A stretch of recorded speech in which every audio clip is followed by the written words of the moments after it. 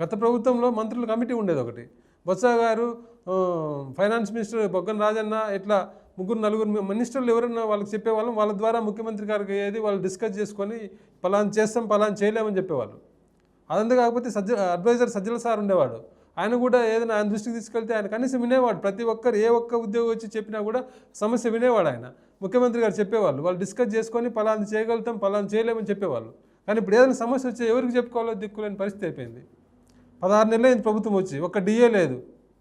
ఈ రాష్ట్ర చరిత్రలో 4 డిఏలు పెండింగ్ ఉండే సందర్భం ఎప్పుడు లేదు. ఇప్పుడు చూస్తున్నాం, ఒక కరోనా టైంలో తప్ప మిగతా ఎప్పుడు కూడా 4 డిఏలు పెండింగ్ లేవు.